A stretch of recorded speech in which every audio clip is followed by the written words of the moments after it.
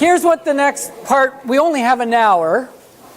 So the next part is getting to meet some people who are real RPL people who may come into your office and say, I need your help. And we have pulled together 4 case studies, all real people, names have changed, circumstances are the same that these folks have gone through or experiencing. And you're going to be taking on the role as an RPL advisor. A couple of the cases are employment related, a couple of the courses are sort of education related. And but just before we go there, I wanted to highlight the 6 steps for quality RPL practice, and this is found in CAPLA's Quality Assurance Manual. These represent sort of generally the practice, the stages in the practice of RPL in a variety of settings. Might change slightly a little bit from setting to setting or place to place, but generally these are the steps. And what's so great about this is I don't have to talk about every single one because Neil and Amanda covered them all this morning and did a way better job than I could speaking about each one. But they are available in the CAPLA Quality Assurance Manual in much detail, as well as in the introductory piece that's available online. So what we're going to do now is I need you to kind of get a little cozy. We need eight people at each table. So some folks are going to have to move. If we could do that, let's aim for 8 people at a table. So that a little bit of moving around is going to happen. Okay, so thank you everyone for doing the rearranging. That I appreciate that. Now here's the next step. You have 4 very different cases to review at your table. 4 people, 2 men, 2 women, again 2 sort of employment related situations, 2 education related situations. These are real people, so I'd like to send up messages into the universe of thanks to those folks for allowing us to use their circumstances. We appreciate that. And they all know, by the way, that their circumstances are being used in RPL training to help us. So we appreciate that. Now here's what I'd like you to do in this process. You will, in pairs, so divide up, doesn't matter, just divide up all 4 case studies, but do it so 2 people will work on a case study, hence 4 times 2 is 8. And you'll work in pairs, you'll read the scenario, and immediately what will start to happen is an advisor's brain and an assessor's brain will start to click in for you. You will begin to create impressions of this person.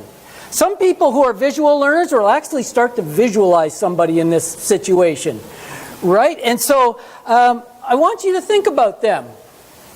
Don't rush to judgment. Don't rush to creating a plan. I just want you to read it and imagine this person. They've come to your office and they need your support and help. They're in a life transition and they don't know quite where to turn except they've come to you. And that's important. And so you'll read the scenario. So a pair of people will divide it up into pairs. And then you'll start to answer the following questions. First of all, what is your impression of this person? What's your impression? Your initial impression. What did you think about that person? Did you have some kind of a personal connection because you think, hey, I went through something similar to that once, or you know somebody who's going through that? You might get that sort of sense. Or you might go, oh, wow, ooh, geez, this is a tough situation. Let's see how we can help them. Next thing is, discuss with your partner beginning ideas about how you might work with them. How you might advise them, support them, and so on. Just in a very preliminary kind of way. Just get the ball rolling. Start to come up with ideas around if it's an employment situation, seeking employment, ideas about that. If it's education, RPL for educational purposes, start to think about that. Think also a little bit about down the road, about this person. What are some of the potential things that could unfold and happen? And then once you've had a chance to do that, just jot down some notes about a plan as far as going forward with this person. Just maybe the next couple of times you meet. Here's what we would likely start to talk about, work on, and so on. So it's moving the advising process along a bit. Once everybody's had a chance to do that, then you get to share your case study with the rest of your table. Someone will read out the scenario, and then you'll just begin to talk about it. Here's how we will work with this person. And generate some dialogue, so you'll hear from all 4 cases at your table. Any questions about this process? Okay, good luck. I'm going back to Belleville now. So here's what I'd like to do in the next part of this process. Here's the next step. What I'm going to do is just say just a quick word about about the person, and then what I'd like to do is hear from some of you about what you thought of this individual in terms of where they're at and how you might work with them. Just a couple of points, 2 or 3 points. We'll hear from a variety of people. Because what that does is you get different takes on the situation and different perspectives on how to work with someone. So let's start with Tom. Tom is a building maintenance guy. He's at a youth center. And Tom wants a career change. He wants to become a youth worker because that's a passion of his. He's steeped in his culture.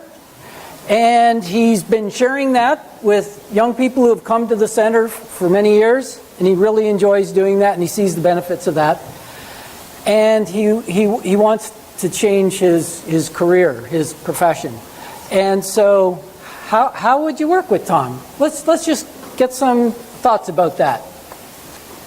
Who over here? Oh no, sorry, this side's had enough attention. Sorry. Let's hear from someone over in this area for a moment. Yes, please. We'll give you the mic.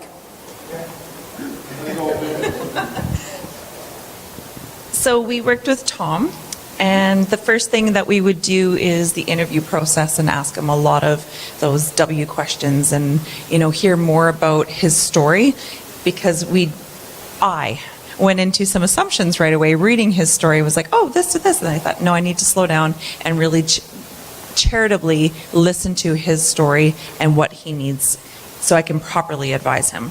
So we talked about the interview process, and we're going to do some deep digging with him so we can actually understand what he knows and what he can do and how we can articulate that into his final step. Do you want me to stop there? No, keep going. Okay. So we have a list. Oh, okay. So after our interview process, we understood more about Tom. We would actually, there's a lot of career assessment type tools or tests that we would recommend him to take, and that usually can narrow you down into, your top 5 areas. And perhaps one of them is something that, could help guide him into a better direction. Another one into the right direction for him. Another was that once he has that and he has all of this beautiful experience, start looking at colleges and universities. So we don't know geographically his challenges. Is it online learning? Is it blended? Is it going to be local community colleges? Or what level of experience might he need that would be, would it be, a certificate? Could it be all the way to a degree program? What is he looking? So as we get talking about that then made us think, asking about when he's interviewing his colleges and universities for types of credentials that they have, is asking them if they do have a PLAR program, because his experience is so vast and it's in his community that he's passionate about. So he needs to have his experience recognized so he can actually attain his goal. So if he comes to a college or university to get the formal education and they don't have a PLAR program, that's going to be devastating for him, and that confidence building that we spoke about will be demolished. So next was also talking to the director of that community center that he's currently the maintenance worker for. So it's the youth community center, and that's where he wants to be, and asking them specifically about a career transition path and seeing, he's there every day. Does he see a gap that needs to be filled? What else can he do to provide, that transition? And will this director or the team that's there in management help him with a pathway as well as the formal education? We also were going to speak with Tom about funding options, because depending on his financial needs, maybe his employer will help him do a transition and see. We never thought Tom was even interested in this. We thought he is so fantastic with building operations. Why would he ever want to transition into working with youth in a different level? So talking about funding options, maybe they'll help fund him go back and get some formal education, or just funding options in the province in general, depending on where he's at. Okay, I think I will cut you off. Okay. That was really good. Sorry. You were on a roll.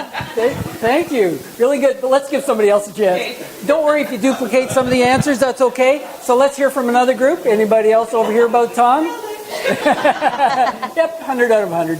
Anybody else over here about Tom? Yeah, there's not much left. Go ahead. In addition to that, I would say one thing you talked about is we might have to be advocating.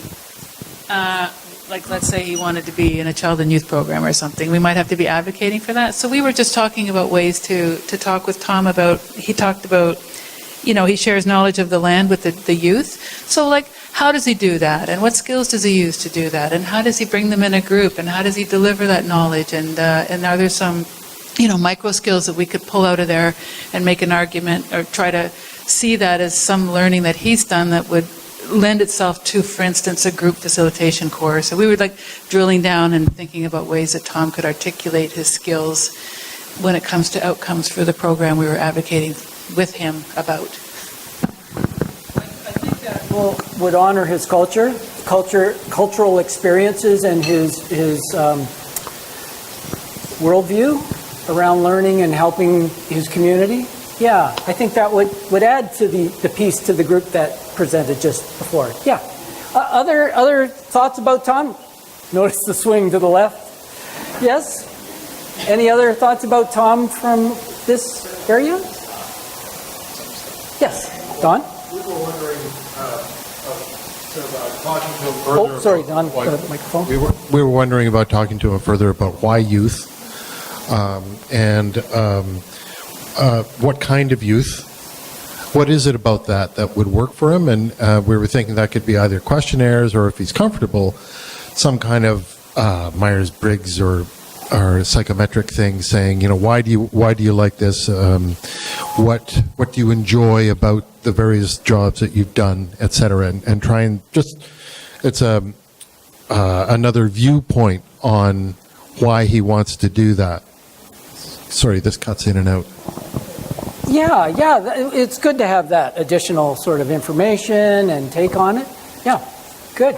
Other, anyone else have any thoughts on Tom? Yes. The only different thing we had was, had he given any thought of what his work day is going to look like? Was he interested in working at a youth center, an institutional setting?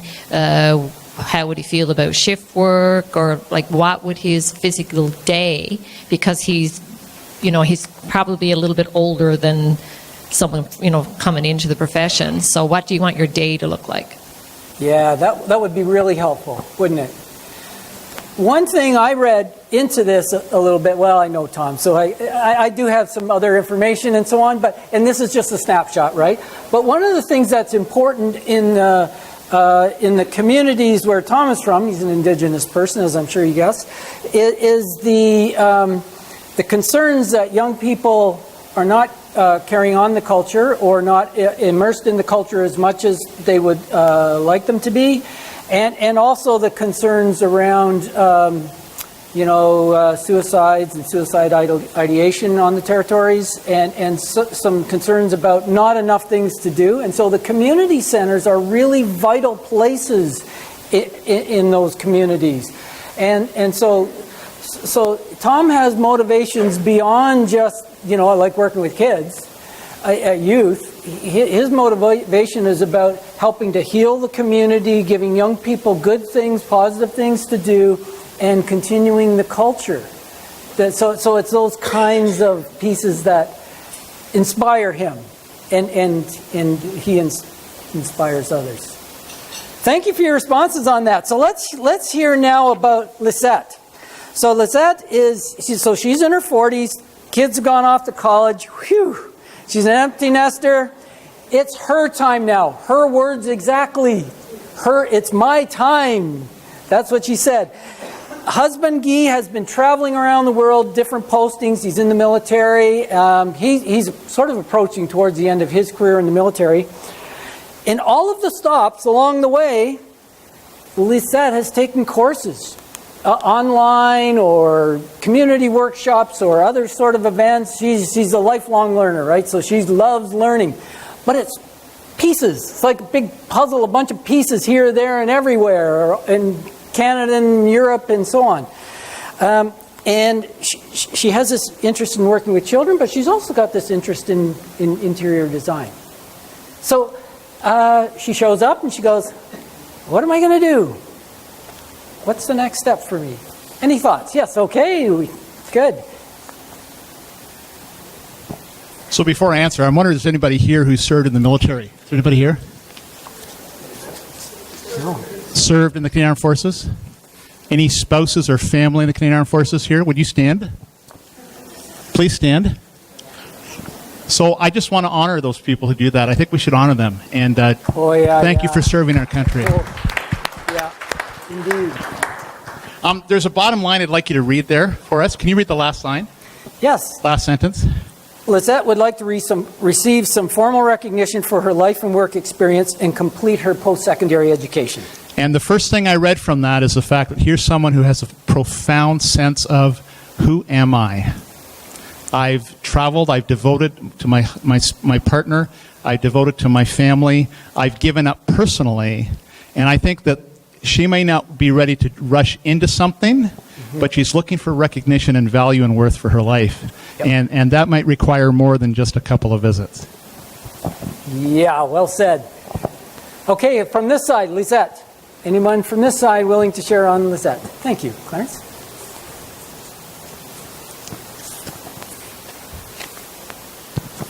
The only reason I'm speaking up is because our group didn't hear our case study, so they get to hear it in front of everybody. Our first impressions, we thought there's lots to work with. No question, lots of transition in her life. And piggybacking on what just was said, even to explore the element of resentment. And we also identified the who am I question and looking for validation. Especially that line, it's my time, sort of taking ownership for something the kids were out of the house. And instead of saying specifics, we kind of alluded to seeing patterns in her life around wanting to express herself in a creative way. One of them was interior decorating, but it could be other ways to express herself creatively. She also, again, the evidence around helping, sort of working with children, again, would be more of a pattern around I want to help others. So when we wanted to do the advisement, we want to spend some time talking about identity related to who she was as a person first, and then look at whether or not that would be lived out through, again, further work, paid work, because she is asking for that. And especially in probably receiving the training would be another validation on that. So spending time looking at her background information to collect that, work with that. And even the question, is she getting support from her husband at this stage in her life? That's an important element. Yep. And when you ask the question, what are the employment or education options, to again not get hooked on just interior design, but to look at what's out there that you can express your creativity, or what's out there that you can express your ideas to help others. So it could be childcare, it could be interior decorating, because she has some courses there, but we saw a broader look at community service programs at the community college level or youth workers, but to explore options based on those two particular themes that seem to emerge from this case study. Did you want to add anything? The one question we have for her, given the transient lifestyle, is she laying down roots now? Mm-hmm. Because that might suggest an online program is necessary because she's on the move again. Or after 25 years, is he retiring and that's it, we're staying. So we thought that might be important in her choice of programming and next steps too. Okay, so I can tell you about that part. Her husband is retiring in 2 years, being medically released, and they are putting down roots he's retiring from CFB Trenton, they're putting down roots in our area, right? So and we're seeing lots and lots of spouses, but also retiring military members coming into the college and into our community who want to stay in Southern Ontario kind of thing. Yeah, so good. Those are good points to cover. Absolutely. Anyone else care to mention anything about Lizette? Okay, so how did that happen? Okay, so, and that's, okay, so, the agenda. So what we're going to pass around now, can't do any more in the case study, I'm sorry, but I'm hoping you got some benefit from meeting these folks and working with them a little bit. We're passing around, CAPLA has created a self-assessment tool for PLAR advisors, RPL advisors. It's actually quite good. It probably needs just a little updating and so on, but it's actually quite good.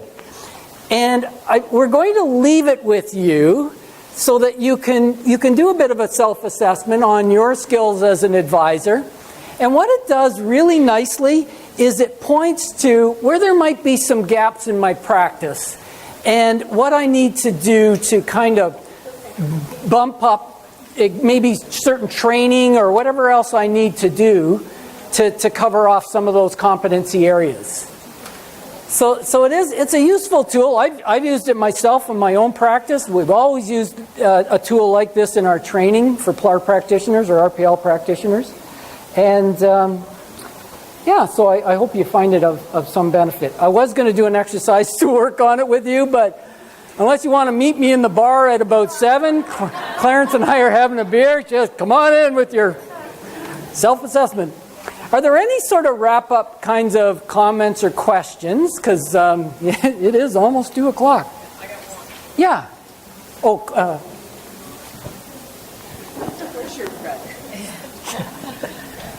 It'd be interesting to see all the case studies involve kind of soft skill things, but if you had something dealing with trades as an example. Yes. Because it's a whole different conversation, my friend. I told her the story. I said, we get a fair bit of it. My background is trade with the School of Industrial Trades. I would not even suggest that they would do a portfolio. We live in a world of hours. Every course has a certain number of hours. Some courses might only be 10 or 12 hours. I am not asking anyone to do a portfolio for a 12-hour course. No. By the time they got done, course going to be over anyway. Uh-huh. They could have been in and out before they got the portfolio done, right? But it would make you think differently. Yeah. That obviously we're outnumbered. So the thought is more of an academic thought. But don't forget, that's not all that's out there. No. So when we talk about trades, we do talk about documentation, but we do more about practical assessing. Yeah. So I tell my guys, you know what? The first thing you do is you sit down and you talk to them. Mm-hmm. Where'd you work? What did you do? If they worked in the same place for 20 years, they haven't got a very long list, because the skill set is the same. If they jobbed around, followed big projects, I think about electrician or a welder, then they do have probably a very specific skill set to that project. Mm-hmm. So after that conversation, say, you know what, we're going to take a walk down to the shop. Yeah. And let's see. Now, you said that you can rebuild a gearbox. Let's have a look. Yeah. So you need to build that in, because today, and she asked this morning, she said, why are they all talking about portfolios? I said they're all academics. That's all right. Assessments tomorrow, though. Right? Yeah. But this is the first day, and this is the important day because it kind of sets the tone and it gets you thinking the way that you want to be thinking. Yeah. And so it probably would be nice to have something in there early in the process to show that everybody is represented and to get people to have an appreciation for how we would follow our process as opposed to an academic. And I say that respectfully. And I'm I only think joking. as you come through the session tomorrow with Phil, I mentioned it earlier, but only quickly, that there's many ways to do PLAR, RPL, right? Many ways. Portfolio is just one way. It's probably the most common of ways, but it's not the only way. We know that. Skills demonstrations, interviews, all those other kinds of things are also part of PLAR, RPL. Yeah, and whatever fits and works in your environment, great. Do that. That must mean that you have the competency to judge whether or not the gearbox was built the right way. I'm all over it. Yeah. She's one of the traps saying we can find alternatives when we don't have the competency to actually measure that gearbox. It's already set up because of the apprenticeship program. So the training instructors would take them to the shop, and they would have to do it to a journey person's level. And the competencies are already established through rubrics or whatever, and they just go tick, tick, tick, and they're... Perfect. Yeah. Any last comments? We're going to have to wrap it up. Any other questions? Okay. Thanks very much, everyone. Enjoy the rest of the day. Thank you, Mark.